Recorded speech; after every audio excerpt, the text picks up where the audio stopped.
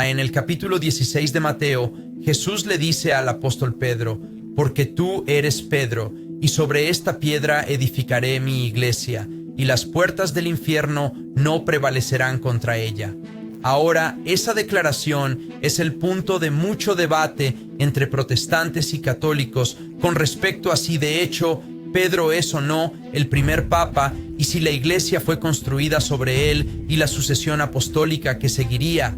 Siga con nosotros en este episodio de Catolicismo Examinado.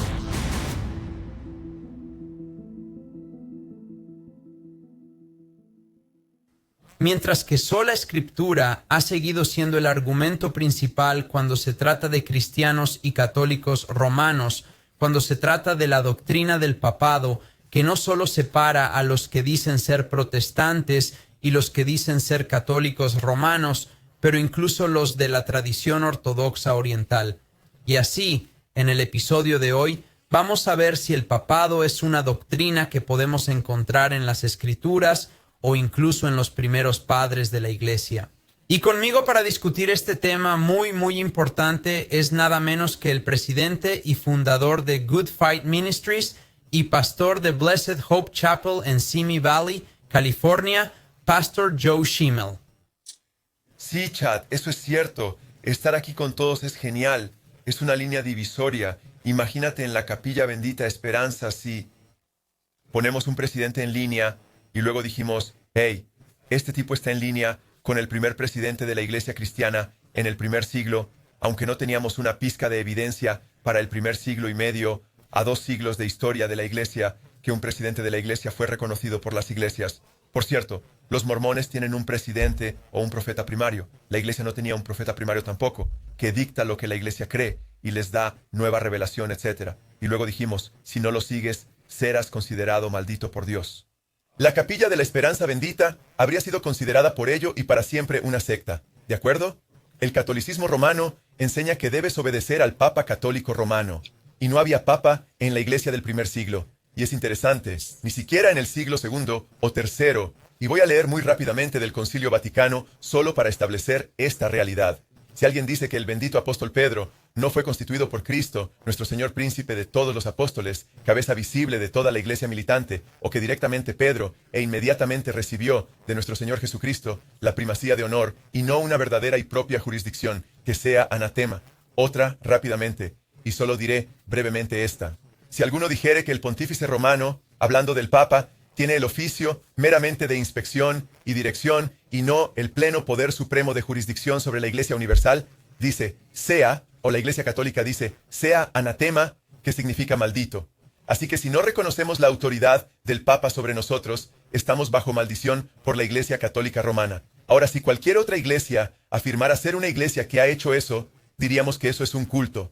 Y esto vino siglos después de que la iglesia fue establecida, donde ellos empezaron a hacer esto y forzar esto como un oficio universal y hacer que todas las iglesias siguieran al Papa. Es más una creación política que otra cosa después de que la política romana se casara. Y lo que queremos señalar en este momento es que no solo Joe o yo decimos que esta es una clara línea divisoria cuando se trata de si alguien debe o no ser católico romano, pero incluso cuando escuchas a el obispo Barron y también un sacerdote franciscano hablan de las diferencias reales cuando se trata de el cristianismo bíblico como nosotros lo veríamos, y la Iglesia Católica Romana y el obispo Barron incluso diferencia aquí entre los católicos romanos y los que se llaman a sí mismos ortodoxos.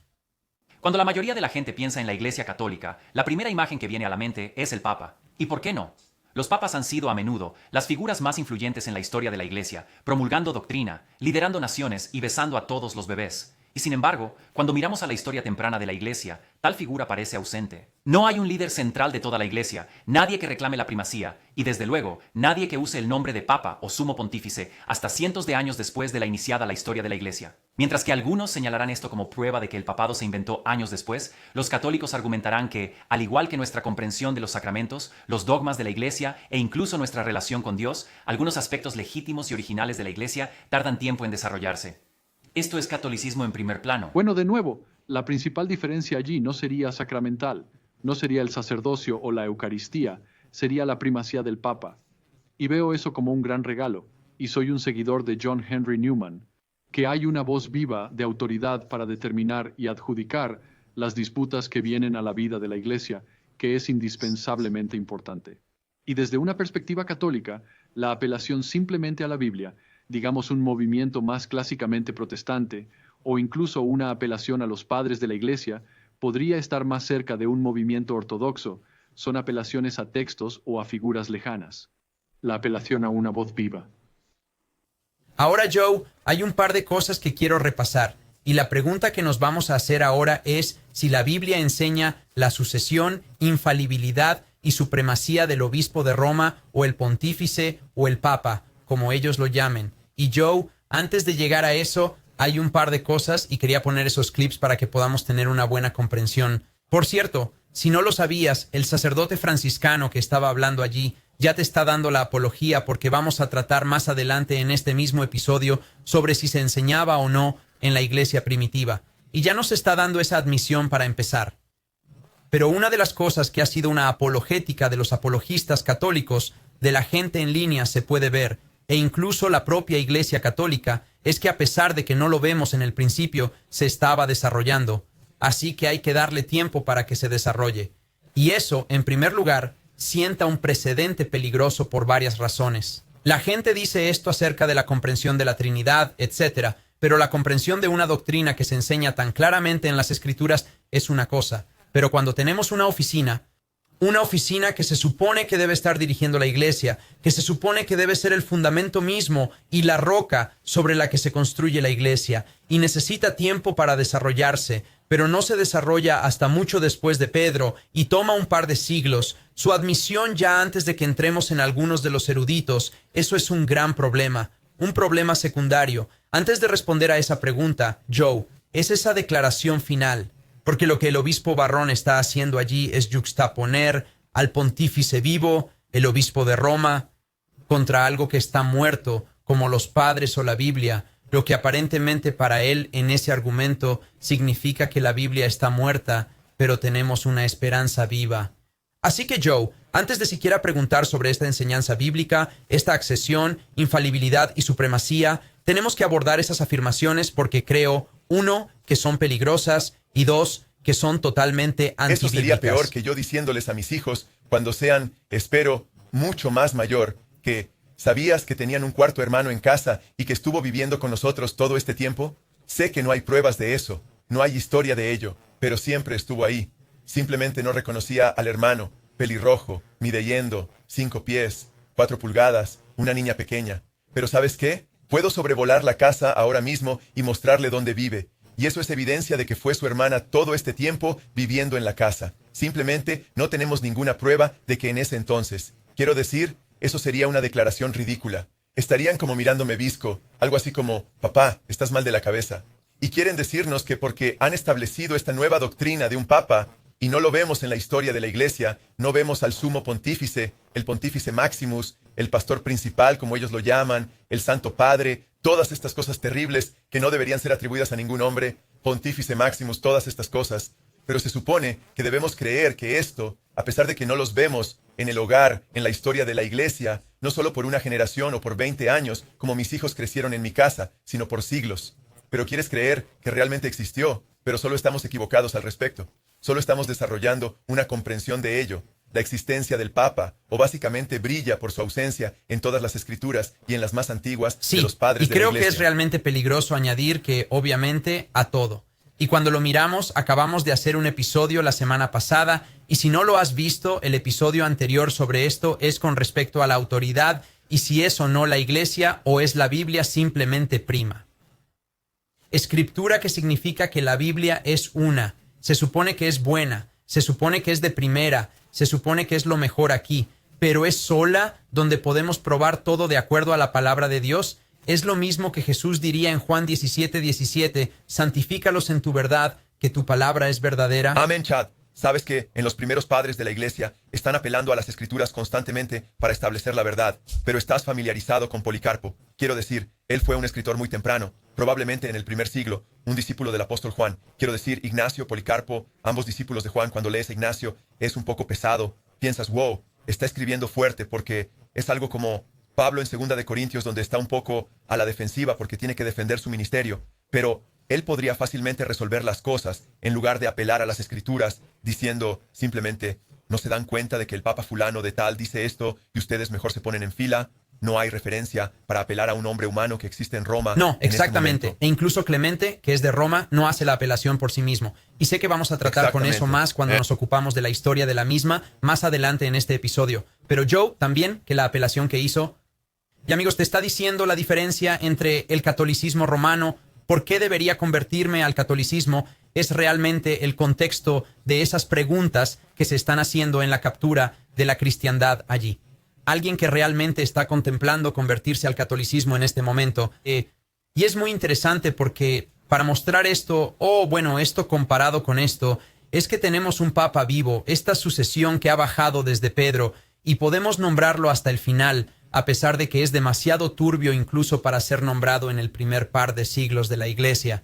Pero sin embargo, tenemos esto en marcha. Y tengo este papa viviente, y es el Papa Francisco, que casi garantizaría que el obispo Barrón no está de acuerdo con muchas de las cosas que enseña. Pero no obstante, de cualquier manera, tratan de tener rodeos lejos de eso. Pero de cualquier manera, él dice que eso es vivir, tener este fundamento vivo aquí en la tierra. Pero la palabra de Dios e incluso los primeros padres de la Iglesia, que iríamos palabra de Dios y luego los primeros padres de la Iglesia, nos dan algunos grandes testimonios y es increíble lo que podemos aprender de ellos y aprender de la historia de la Iglesia. Pero tienes la palabra de Dios. ¿Y qué llamas vivir? Una sucesión de papas que no se encuentra en 2 siglos, pero la Biblia en realidad se describe a sí misma como viva y activa y es más afilada que cualquier espada de 2 filos.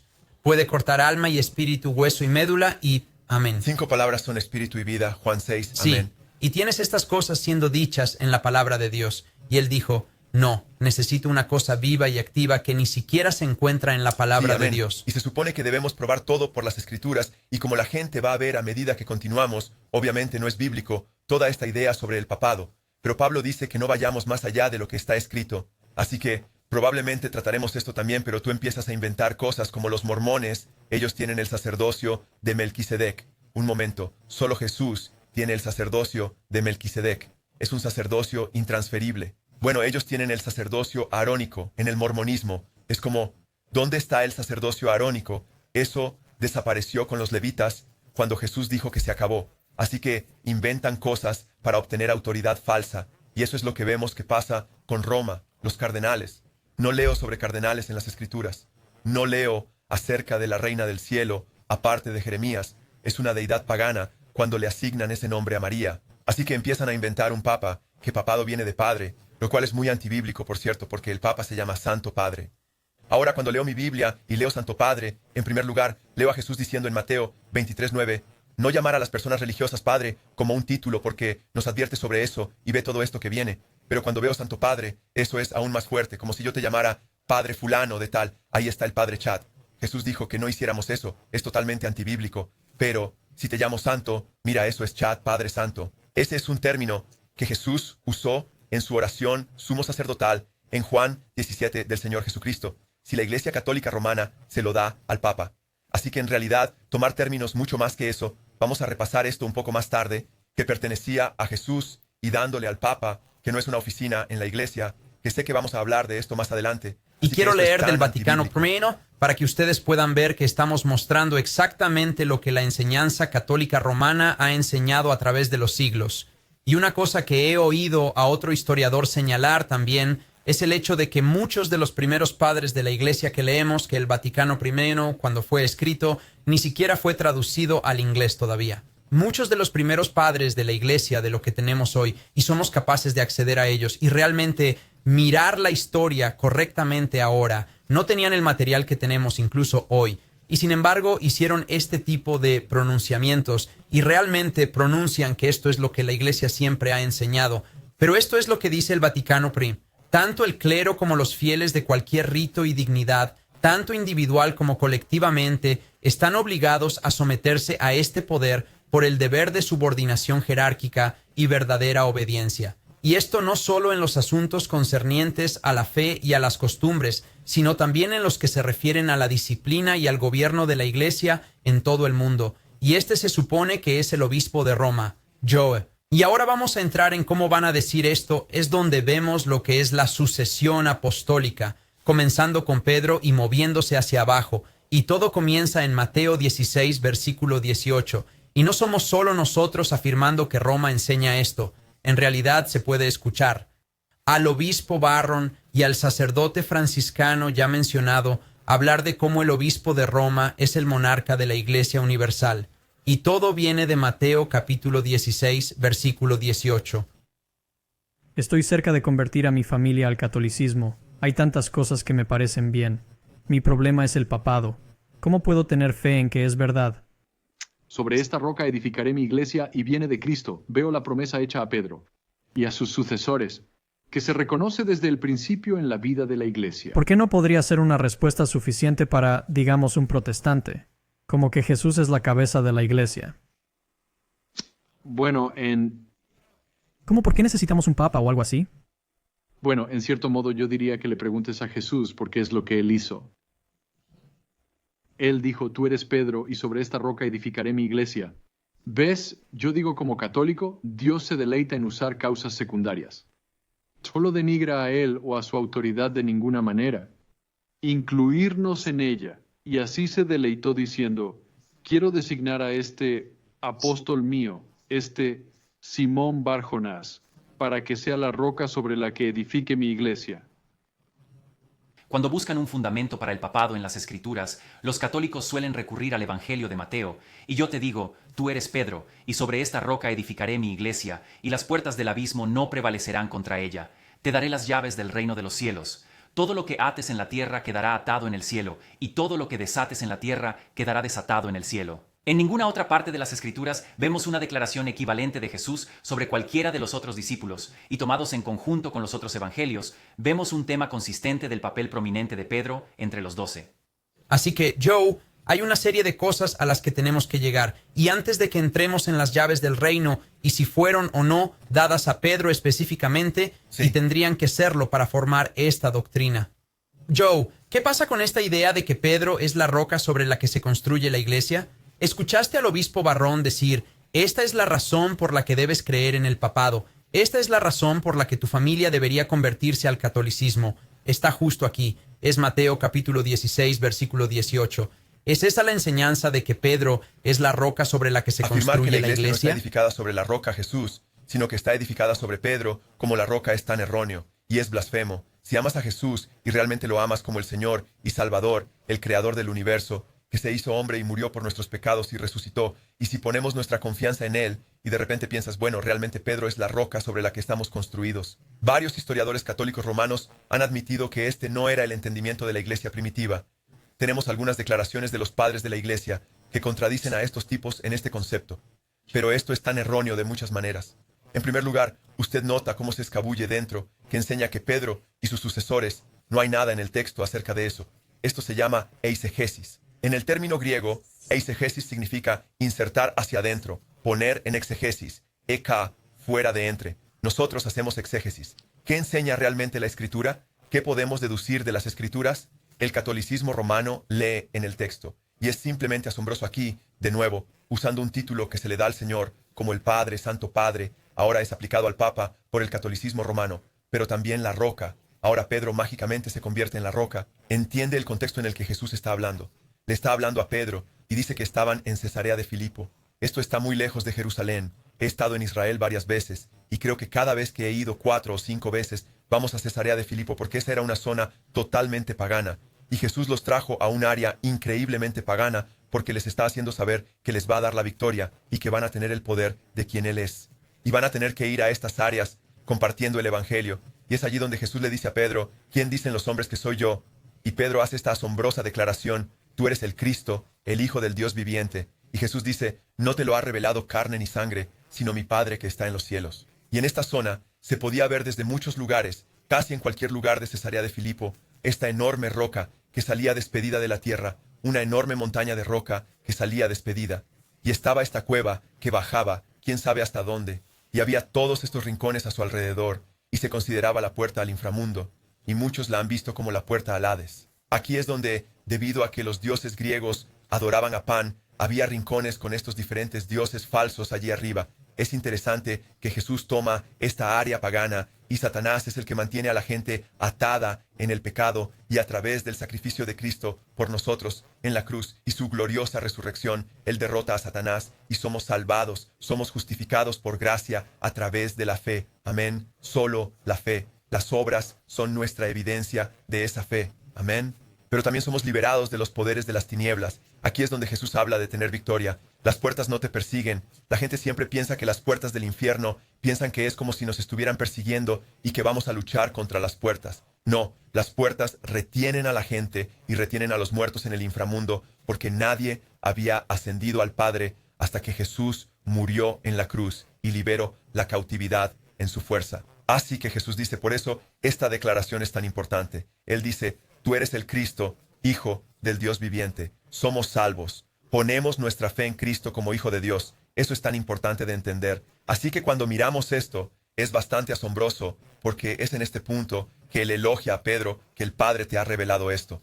Pero también le dice a Pedro, tú eres Pedro, sobre esta roca edificaré mi iglesia. Las puertas del infierno no prevalecerán contra ella, Juan, o Mateo 16, 18. Ahora, cuando Él dice esto es muy interesante porque en inglés yo podría ver como alguien, si solo leyera inglés, no mirara el griego. Pues no tienes que leer griego para ver esto, pero si pudieras leer griego, podrías ver que Petras y Petras son palabras diferentes. Literalmente le dice a Pedro, tú eres Petras, que significa pequeño guijarro, pequeña piedra diminuta, pero sobre esta Petra, ¿ves? Y eso es una enorme piedra, un enorme canto rodado, un lecho de bloques. Él dice, tú eres Pedro, tú eres una pequeña piedrita, pero sobre esta Petra, sobre esta roca, edificaré mi iglesia. Él está haciendo un contraste, y está ahí mismo para que cualquiera lo vea. Por eso muchos exégetas dicen, vale, ¿qué está pasando aquí? Bueno, ¿cuál es la roca sobre la que los está construyendo? Bueno, es la confesión. Tú eres el Cristo, el Hijo del Dios viviente. Sobre esa roca, el hecho de que yo soy el Cristo, el Hijo del Dios viviente, sobre eso voy a edificar mi iglesia, y la iglesia está edificada sobre Cristo.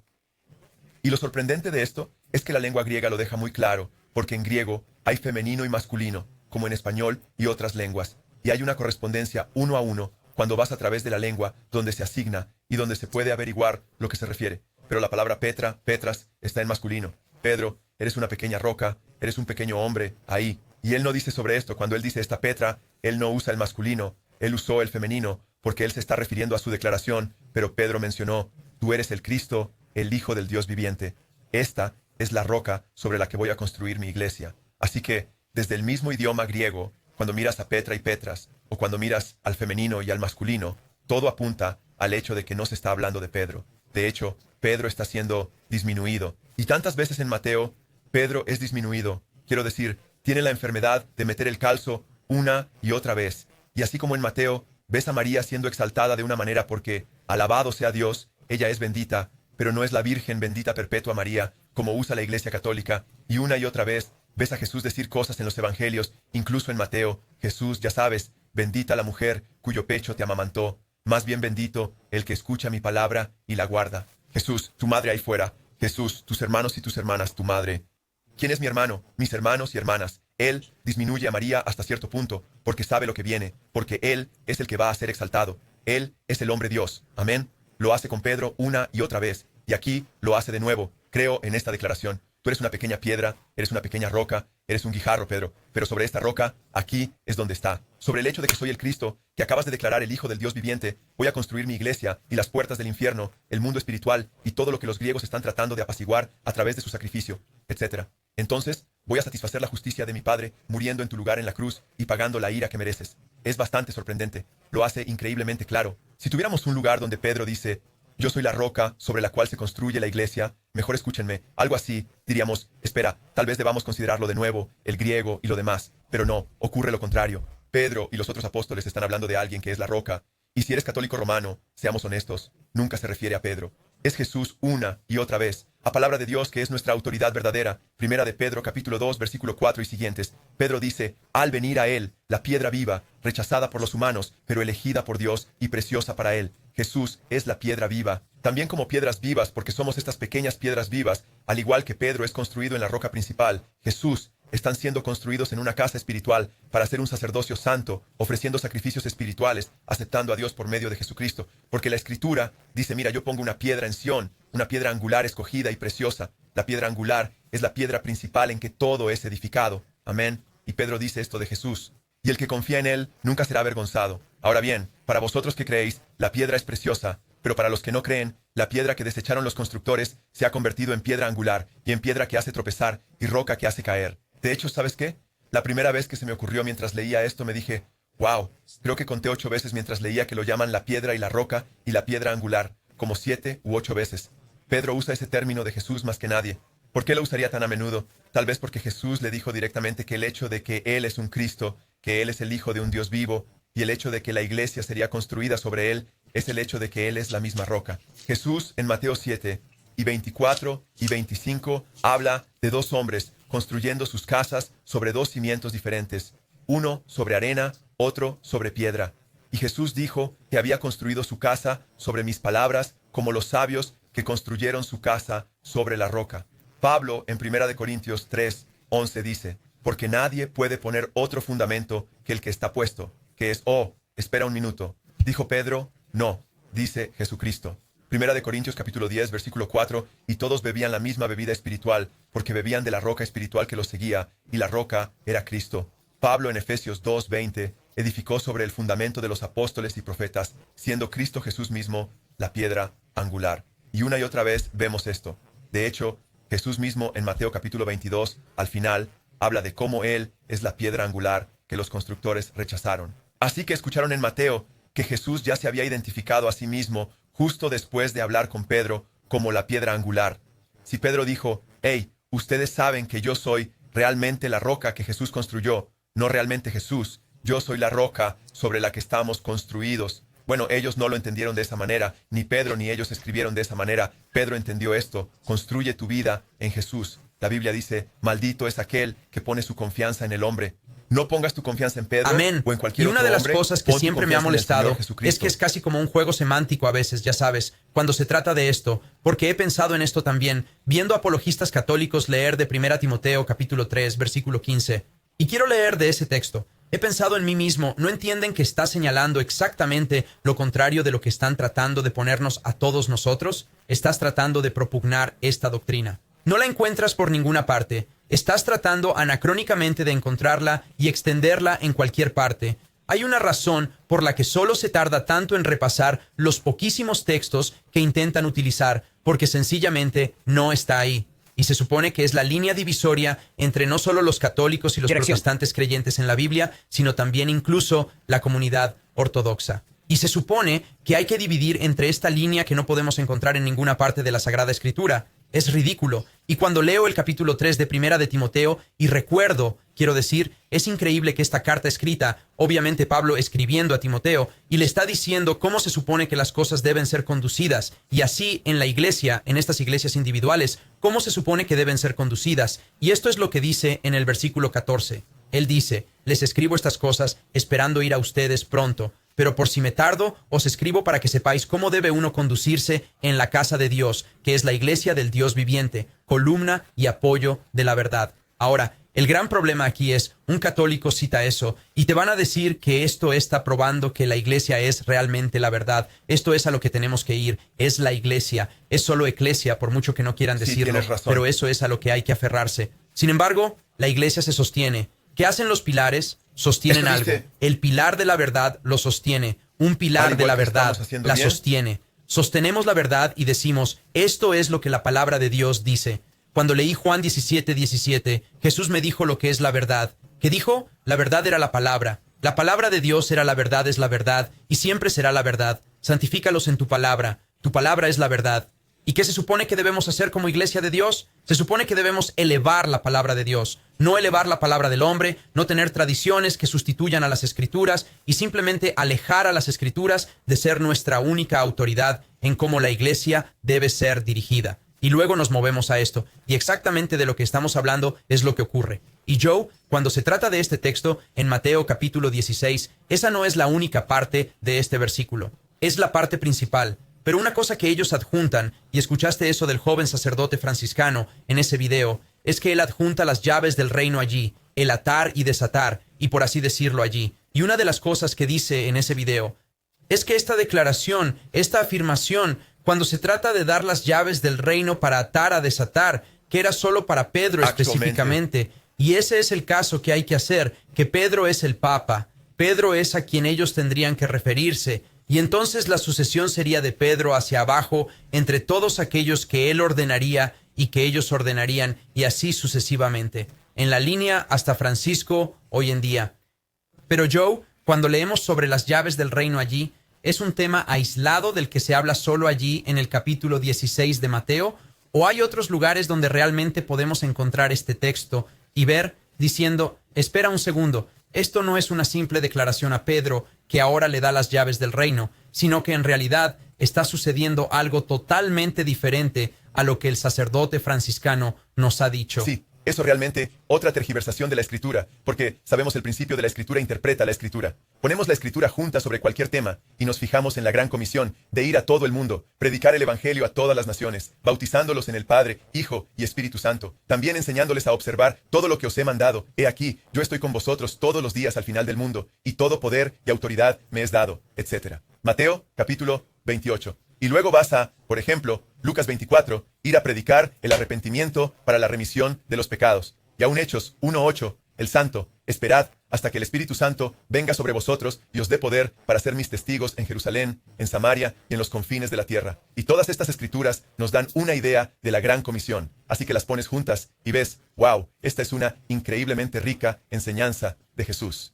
Lo mismo aquí, tienes que poner las escrituras juntas. ¿Dónde habla de esto a sus apóstoles? Él los comisiona y les hace saber que tienen las llaves del reino. No solamente, Pedro, tienes que tirar toda la otra escritura en esta enseñanza, porque vemos este atar y desatar, las llaves del reino, también en Mateo capítulo 18, solo un par de capítulos después, versos 15 al 18, y Jesús dice, si tu hermano peca contra ti, en el verso 15, ve a él y dile de su pecado. Si se arrepiente, has ganado a tu hermano. Si no, lleva 1 o 2 contigo. Si todavía no se arrepiente, llévalo ante la iglesia. Eso no dice que lo lleves ante el Papa.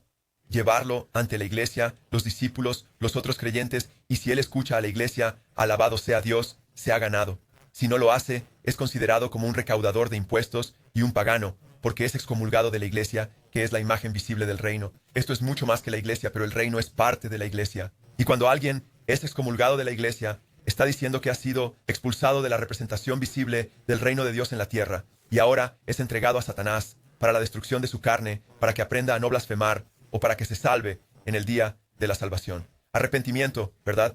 Así que tenemos estas imágenes aquí, pero es realmente interesante en el capítulo 20 de Juan, versículos 22 y 23, donde Jesús les da las llaves del reino. Vemos esto de nuevo. Esto es después de su resurrección. Es escritura post-resurrección.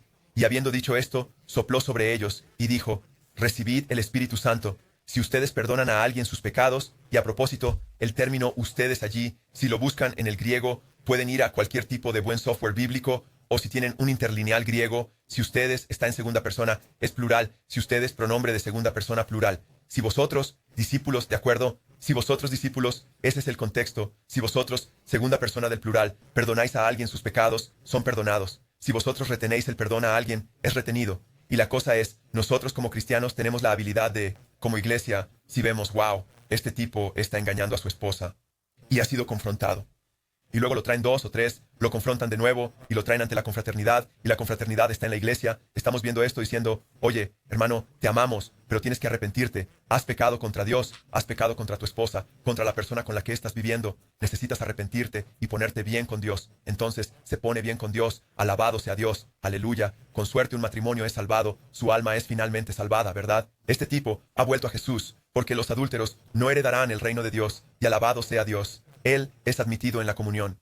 Que si no lo hace y se niega a arrepentirse, lo siento, no puedes estar aquí, te amamos, seguiremos orando por ti, pero te estás cortando de la comunión y estás rechazando la verdad. Y la palabra de Dios dice, no te engañes, los borrachos, adúlteros, fornicarios, homosexuales, etc., no heredarán el reino de Dios. Te amamos y estaremos orando por ti. Esas llaves del reino acaban de ser ejercitadas, son ejercidas una y otra vez, porque son dadas a la iglesia. Tráelo ante la iglesia. Si ustedes, pronombre plural, ustedes, los discípulos, ¿qué está diciendo esto? Esa es la autoridad que no ha sido transmitida de un papa a otro, sino que ha sido transmitida pluralmente a la iglesia. Y eso es muy importante. Y una de las cosas, cuando nos fijamos en el capítulo 18 de Mateo, como él mencionó que sueltas en la tierra y sueltas en el cielo, etc., ese mismo lenguaje exacto utilizado 2 capítulos antes, ¿verdad? Así es. Pero entonces, Una de las cosas, si usted nota también, es que Jesús no está trayendo incluso algo nuevo aquí. Él está citando Deuteronomio allí en ese texto de Deuteronomio capítulo 19, donde tomamos 2 o 3 para confirmar el testigo contra ellos. Y así estamos hablando de una pluralidad de personas y esto no es algo nuevo, esto no es novedoso. Esto viene de Jesús citando el capítulo 19 del Deuteronomio sobre cómo confirmar o condenar a alguien porque un testigo no es suficiente. Amén. Él quiere 2 o 3 testigos. Es que estamos haciendo. Estamos apelando a la palabra de Dios, las Escrituras. Esa es nuestra autoridad. Sola Escritura, y somos capaces de entender lo que el Señor está enseñando, exactamente lo que significa de la Escritura. No necesitamos tradiciones vanas que contradicen estas Escrituras y lo hacen un pronombre singular, correcto. Tenemos un claro testimonio en las Escrituras, Antiguo y Nuevo Testamento, de lo que y luego Jesús está Joe, hablando a aquí. medida que avanzamos aquí, Mateo 16, como dije, como fue referenciado por ambos, pero cuando llegas a algunos de los apologistas, ellos pueden ir un poco más allá y citarán otros 2 pasajes en el Nuevo Testamento para confirmar que Pedro era el obispo de Roma, que tenía un rol monárquico, supongo, de liderazgo sobre todas las iglesias y que sucedió después de ellos. Lucas 22 y Juan 21, ambos tienen que ver con la restauración de Pedro, uno de los cuales lo profetiza y el otro dice que está siendo restaurado. Y por eso quiero leer de esos. Y amigos, hay algo que quiero decir ahora, y quise decir esto en el episodio anterior. Cuando hablamos de sola escritura, recuerdo haber entrevistado a un ex mormón, su nombre es Michael Wilder, y una de las cosas que él dijo que lo hizo salir del mormonismo fue cuando un pastor, cuando él estaba tratando de salir, era muy celoso, quería ir y quería predicar, quería convertir a un pastor bautista en mormón. Y lo que sucedió fue que ese pastor dijo algo que lo atormentó y lo hizo estudiar y eventualmente lo llevó a la fe en el Señor Jesucristo. Y dijo que quería que leyera la Biblia como un niño. Vuelve a leer las Escrituras. No tengas nada más a tu alrededor y solo di, oye, ¿es esto lo que la Biblia enseña? Así que cuando leamos el capítulo 16 de Mateo, el capítulo 18 de Mateo, cuando leamos el capítulo 3 de 1 Timoteo, todos estos textos, quiero que los mires y lo hagas siempre en su contexto. Tal vez intentes empezar con la visión del 20, especialmente si eres católico. Tal vez no hayas leído mucho la palabra. Tal vez solo has escuchado a estos apologistas y ahora estás diciendo, ok, ahora puedo agarrar estos textos de ellos. Pero quiero animarte a que vuelvas hacia atrás y como mínimo leas los 20 versículos anteriores y los 20 versículos posteriores. Pero es mucho mejor si lees todo el libro. Luego lee todo el Nuevo Testamento. Luego lees toda la Biblia junta para tener una mejor comprensión. Pero no obstante, vamos a leer de esto. Y dime, Joe, y voy a leer directamente de Juan capítulo 21 y Lucas 22 para que podamos tener un buen entendimiento de lo que están tratando de decir, que esto, por lo tanto, enseña todas esas cosas de las que hablamos, la sucesión, infalibilidad y supremacía del obispo de Roma. Mateo 16, así que ahí vamos. Sí, En Mateo no lo 16, encontró. que típicamente es su toque de ¿Ya lo sí? campana. Sí. Quiero decir que realmente es el que, hey, esto es lo que les dice. Así que cuando terminaron de desayunar, Jesús le dijo a Simón Pedro, Simón, hijo de Juan, ¿me amas más que estos? Él les dijo, sí, Señor, tú sabes que te quiero. Les dijo, cuidad de mis corderos. Volvió a decirle por segunda vez, Simón, hijo de Juan, ¿me amas? Y él le dijo, sí, Señor, tú sabes que te quiero. Le dijo, pastorea mis ovejas. Le dijo por tercera vez, Simón, hijo de Juan, ¿me amas?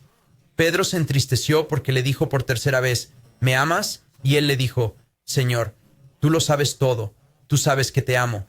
Jesús le dijo, cuida de mis ovejas. En verdad te digo que, cuando eras más joven, te ceñías el cinturón y andabas por donde querías. Pero cuando envejezcas, extenderás las manos y otro te ceñirá y te llevará a donde tú no quieras. Esto dijo, dando a entender con qué muerte glorificaría a Dios.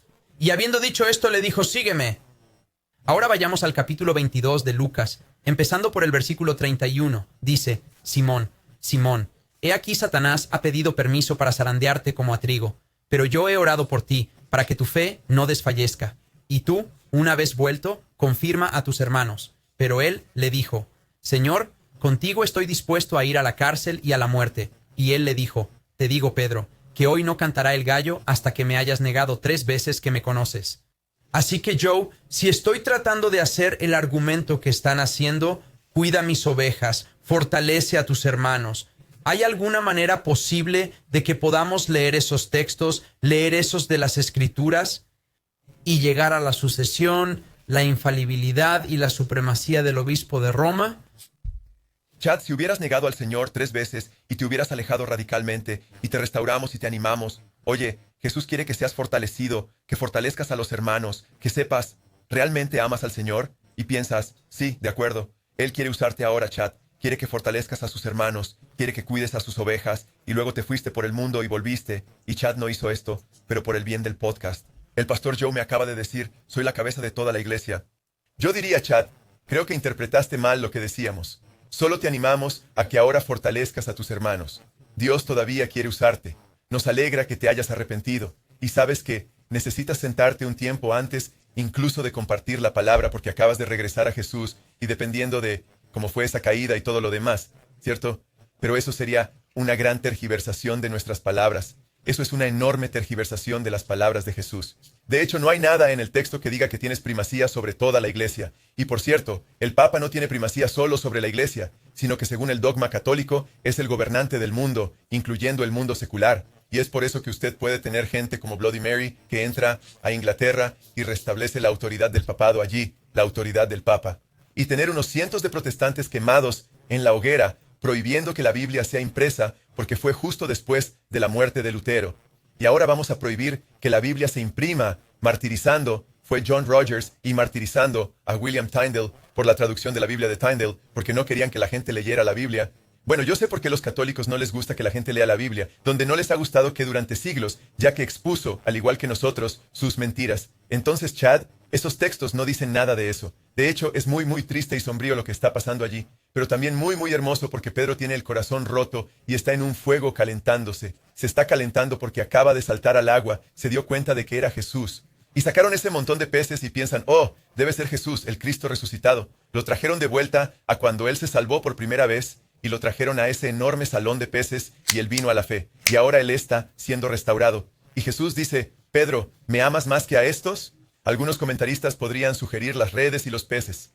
Él está diciendo estos, refiriéndose a los otros discípulos, porque Él trató de ponerse por encima de ellos, que es exactamente lo que la Iglesia Católica Romana hace. Y dijo, aunque todos te nieguen, antes de que esto sucediera, yo nunca te negaré. Estoy dispuesto a ir a la cárcel y a la muerte contigo, Jesús. Y Él les dijo, no, ustedes me van a negar. Y contradijo a Jesús. Y ahora ha sido humillado. Wow, yo no soy la roca. Jesús es la roca. No es que alguna vez pensó que Él era la roca. Creo que nunca lo hizo. Pero lo que sucede aquí es que Jesús dice 3 veces, porque lo negó 3 veces. ¿Me amas, Pedro? ¿Me amas? Y las 2 primeras veces dice, agapao. Significa, ¿tienes ese tipo vendido de amor por Dios? Así que agapao, o ágape. Agapao es el verbo. De tal manera amó Dios al mundo, ese increíble amor, cuando se usa del amor de Dios. Pedro, ¿me agapao? Y Pedro dice sí. Lo dice por segunda vez. Y no es solo porque lo dijo 3 veces. La tercera vez dijo, Pedro, básicamente, aún. ¿Tienes algo de amor por mí? Porque usó la palabra fileo. Pedro, ¿tienes fileo para mí? Y Pedro se entristeció. Dice, porque la tercera vez le dijo, ¿me tienes fileo? Un amor menor. Y Pedro se entristeció. Lo que sucede es que Pedro es puesto en su lugar. Jesús le da amor duro. Quiere que Pedro evalúe realmente quién es ante el trono, que no es del todo malo, no es más grande que los otros discípulos. Así que creo que es irónico, Chad, que lo saquen como papa de esto cuando en realidad Jesús lo está trayendo de vuelta a la tierra. Y luego justo después de esto, cortaste ahí, Chad, cerca del final del capítulo 1, a la mitad, casi 2/3 del camino, creo, donde dice, sígueme. Bueno, justo después de esto dice, bueno, ¿qué pasa con Juan? Una vez más, él está empezando a compararse a sí mismo, o mirando a otro hermano, y pensando, ¿va a vivir hasta que vengas? Y dice Pedro, lo que yo haga con Juan es entre Juan y yo. Él dice, sígueme. ¿De acuerdo? A Pedro ya le costó bastante seguir a Jesús. No iba a ser el Papa de la Iglesia Universal, ¿ok? ¿No iba a ser el Papa de la Iglesia Universal? Sí. Termina siendo reprendido en su propia Es un tipo cara. increíble. Y María Y sí. era una chica impresionante, pero deja de elevar al hombre. Humillémonos ante Dios. Elevemos al Señor Jesucristo. Sí, Él amén. es nuestro ¿Y creador. cuidaba a redentor. sus ovejas? Te diré, no sé si hay libros que haya escrito en mi corazón más que Primera y Segunda de Pedro. Me encanta. Quiero decir, con toda honestidad. Y cuando ves estas cosas y es tan hermoso, realmente, cuando vemos cómo Dios usó a Pedro, alguien que, como dijiste, incluso en su restauración, tiene fiebre aftosa a y es veces, interesante ¿verdad? que hayas mencionado a Peter. A mí también me encantan la primera y la segunda de Pedro. He enseñado todo a través de Primera de Pedro, pero he usado Segunda de Pedro varias veces y he enseñado a través de varios de los textos allí. Es muy claro. Se llama a sí mismo un compañero anciano. Dice, soy un compañero anciano tuyo. Y le da gloria a Jesús. Creo que es 5:4 o 5:5. Dice que cuando aparezca el pastor principal, apareceremos con él en gloria. Pero él dice, como compañeros ancianos, dice, no te enseñoré sobre el pueblo de Dios. Bueno, ¿qué hacen los papas? Son señores y gobernantes de la tierra, según Roma. No solo la iglesia, sino que gobiernan en el mundo secular también, supuestamente, ¿no? Él dice, no te enseñorees de la gente, y no sirven por sucio lucro. Bueno, ¿qué hacen los papas? Muchos papas se dedicaban al oro y a construir catedrales y cosas así. Y Pedro dijo, plata y oro no tengo. Él curó al cojo en el libro de los Hechos. Se ha dicho, los papas no pueden decir, plata y oro no tengo. Tienen mucho, pero no tienen el poder curativo de Jesús. Así que es interesante cuando miras eso. Y luego llama a Jesús cuando aparece el jefe de los pastores. Pero la Iglesia Católica aplica pastor jefe. Hay otro, no solo el Santo Padre, pero lo aplican y llaman a Pedro el pastor principal. Es repugnante lo que están haciendo. De hecho, usan Pontifex Maximus. Así llamaban también a los papas. Pontifex Maximus es un término pagano que se usaba para un líder pagano de una ciudad pagana, un sacerdote pagano. Y ellos simplemente sacaron eso, y ahora llaman al Papa Pontifex Maximus. Pueden sacarlo de la Biblia. Lo sacaron del paganismo, sacaron al Santo Padre de la Biblia. Obtuvieron el pastor principal de la Biblia, ambos usados de Dios, y Dios el Padre, y Dios el Hijo. Uno usa a Dios Padre, el otro usa a Dios Hijo, y luego tienen vicario de Cristo. Eso no se usa de Pedro, ni de nadie en la Biblia. Es a través de la expiación vicaria de Cristo, que vicario viene de vicarius, significa en lugar de. Así que queremos creer que Pedro, que los papas están en lugar de Jesús.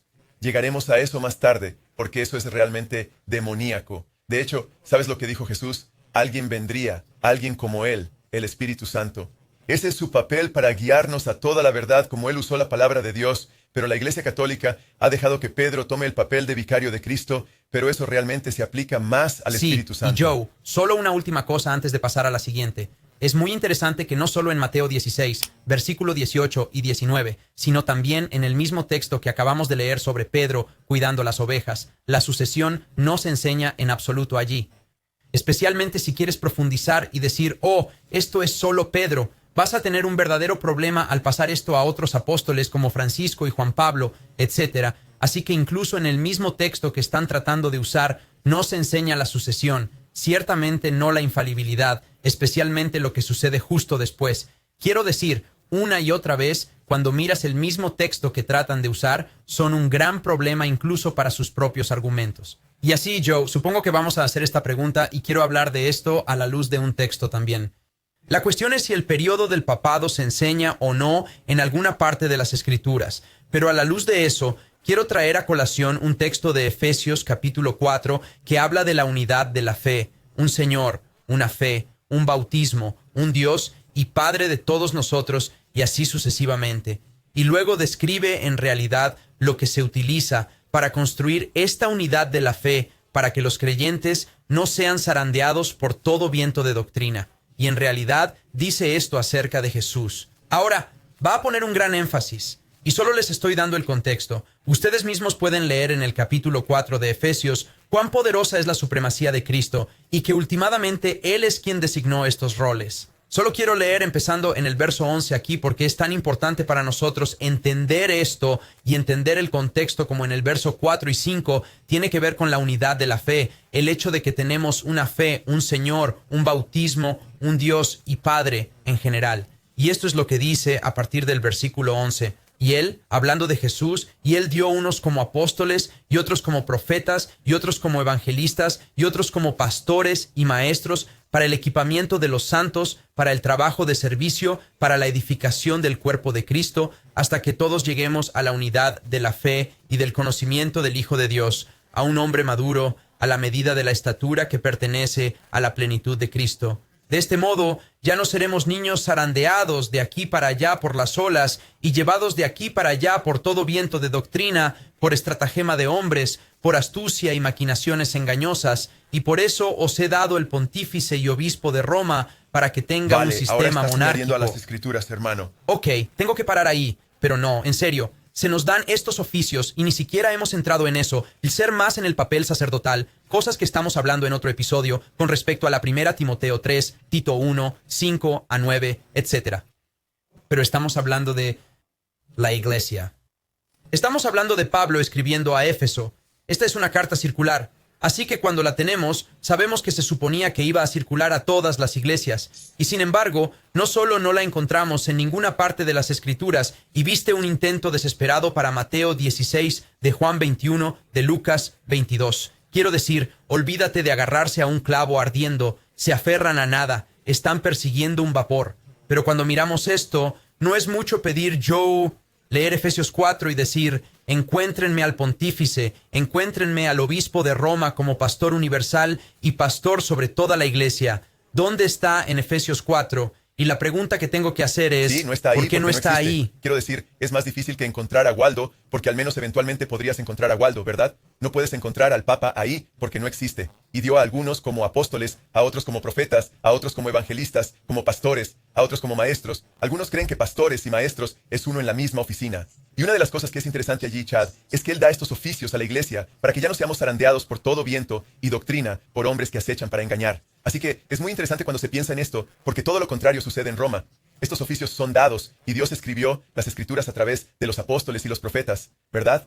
Y a través de los maestros como Judas y Santiago, que eran medio hermanos de Jesús. Debería decir, bueno, tenemos algunas de sus palabras, ¿verdad? También tenemos el libro de Santiago, pero es interesante, tenemos sus enseñanzas, la iglesia está edificada sobre ellos, y el Señor continúa ministrando a través de la profecía de los apóstoles, porque tenemos a los 12 apóstoles y sus escritos, y tenemos ministerio continuo yendo a la iglesia hasta que todos alcancemos, dice, la unidad de la fe. La Iglesia Católica Romana subvierte la autoridad que el Señor le dio y dice, no, también hay un papa que Pablo no realmente puso allí por alguna razón, y él es el que debemos seguir, y se supone que debemos seguir sus enseñanzas por encima de lo que ustedes los cristianos siguen cuando siguen lo que creen que los apóstoles y los profetas están enseñando. Es realmente horrendo. Y lo que es realmente loco acerca de esto también, Chad, es cuando nos fijamos en el hecho de que en las escrituras mismas son muy claras en 1 de Timoteo capítulo 3, acerca de cuáles son las calificaciones para un anciano y un diácono.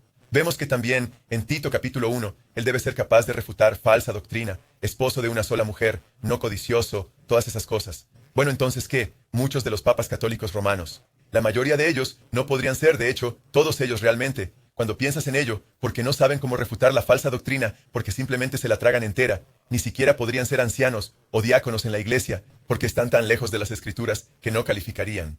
Si alguien viniera a mí y creyera lo que los papas creen y dijera, eventualmente quiero ser un anciano de esta iglesia, yo diría, bueno, tienes un montón de arrepentimiento de falsa doctrina en el que vas a tener que entrar y vas a tener que madurar en Cristo bastante.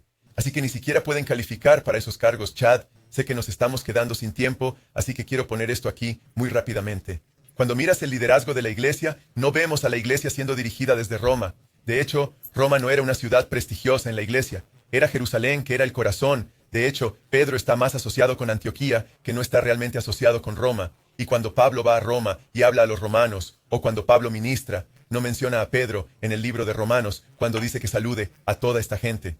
Cuando escribe estas epístolas de las prisiones, literalmente saluda a la gente de las prisiones romanas, ¿verdad? Colosas, Éfeso, incluso puedes mirar a Timoteo, ¿verdad? Y él nunca dice, hey, saluda a Pedro, o dale a Pedro, mi amor. Nada de eso. Pedro nunca es mencionado.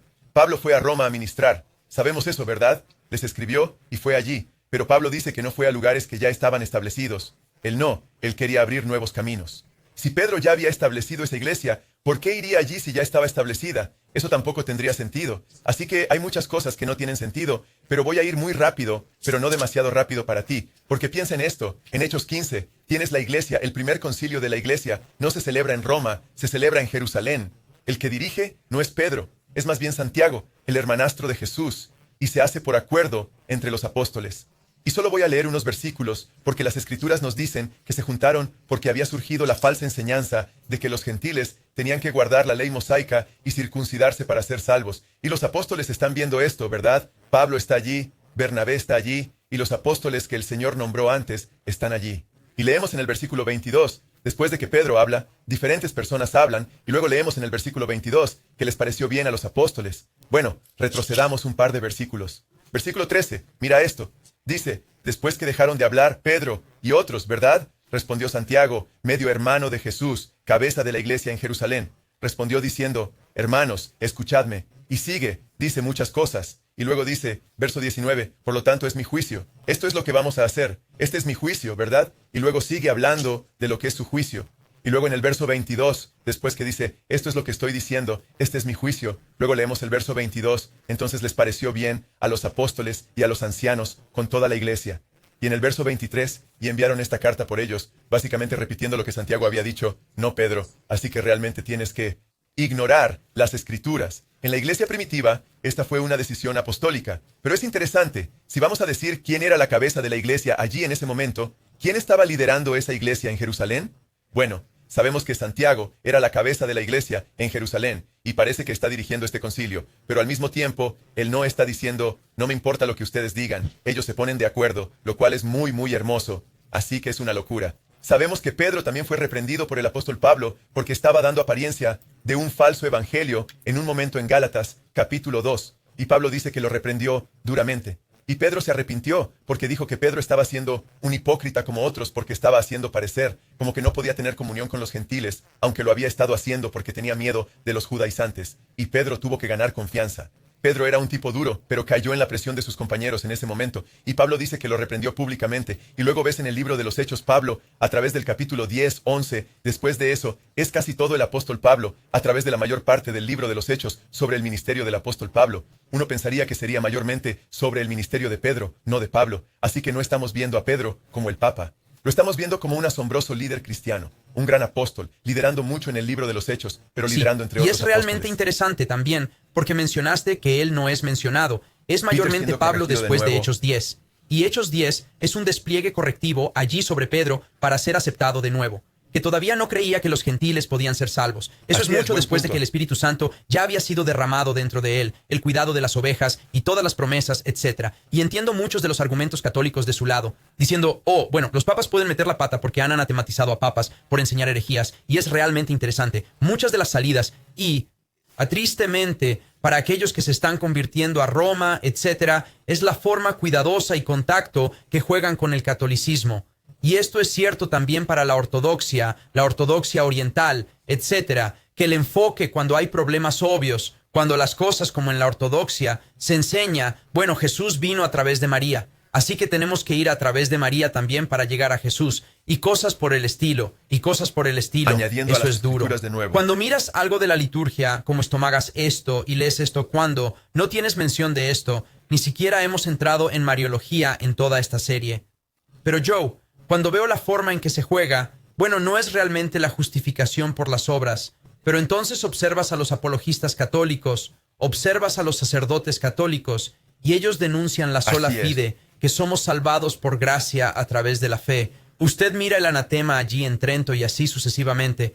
Y chicos, cuando jugamos a estas cosas con guantes de seda, solo quiero preguntar, ¿pueden leer el libro de Gálatas? Y pueden leer ese libro y ver cómo están siendo anatematizados, un verdadero anatema de Dios mismo a través de las sagradas escrituras, y ver eso y decir, oh sí, todos estos excesos, todas estas ventajas no son gran cosa, y puedo encontrar una manera de evitarlo filosóficamente. Es peligroso. Y Joe, la siguiente pregunta que voy a hacer, y realmente creo que mucho de esto, de estudiarlo, y ya sabes, nuestro amor por la lectura de los primeros padres de la iglesia, nuestro amor por la lectura de algunos de la historia de la iglesia cristiana, etc. Incluso le puse a mi hijo, mi segundo hijo, el nombre de Justino Mártir e Ireneo, y me encanta leer sus gracioso, tengo obras. un nieto que tiene esos dos nombres. Sí, lo tienes. Y realmente me encanta leer sus obras porque crecí tanto al reconocer que los mismos argumentos en los que yo me metía, ellos también lo hacían. Y fue realmente un constructor de la fe de ver el Espíritu Santo.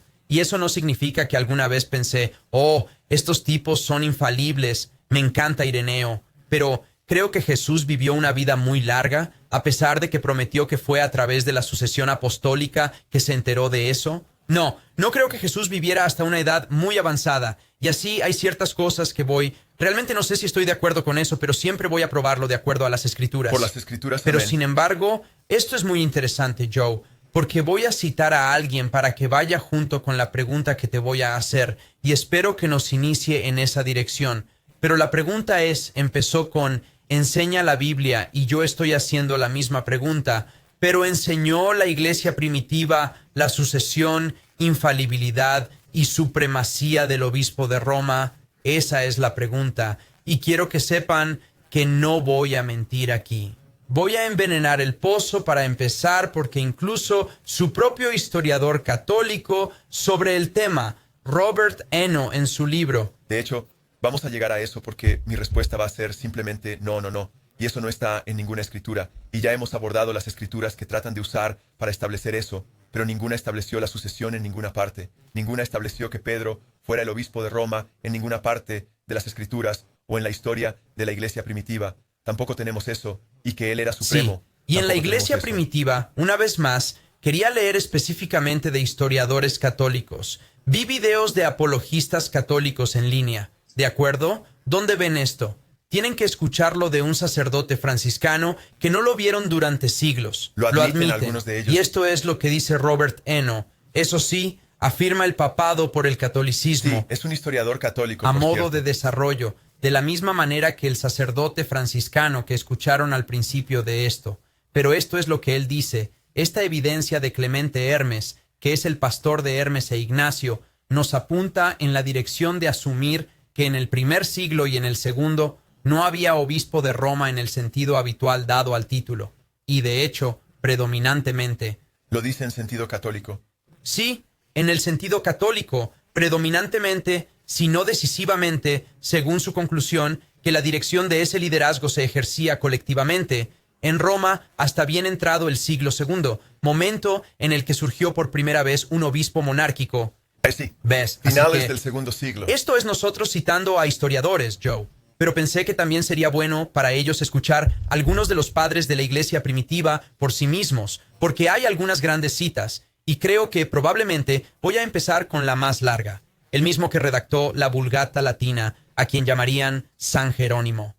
Y esto es lo que dijo: el único fundamento que puso el arquitecto apostólico es nuestro Señor Jesucristo. Sobre este fundamento estable y firme, que a su vez ha sido puesto sobre tierra firme, porque la iglesia fue fundada sobre una roca. Sobre esta roca el Señor estableció su iglesia, y el apóstol Pedro recibió su nombre de esta roca. La roca es Cristo, que dio a sus apóstoles que también ellos fueran llamados rocas, aunque eres Pedro, y sobre esta roca edificaré Si los católicos mi iglesia. hubieran aceptado lo que dice ahí, esa hubiera sido una gran falsa doctrina que no tendrían, y no estarían sucumbiendo al liderazgo de un hombre que podría muy fácilmente, y ha sido, estos hombres, la sucesión de papas, desviándolos de la palabra de Dios por siglos y siglos. Y esto se vuelve salvífico, porque ¿qué?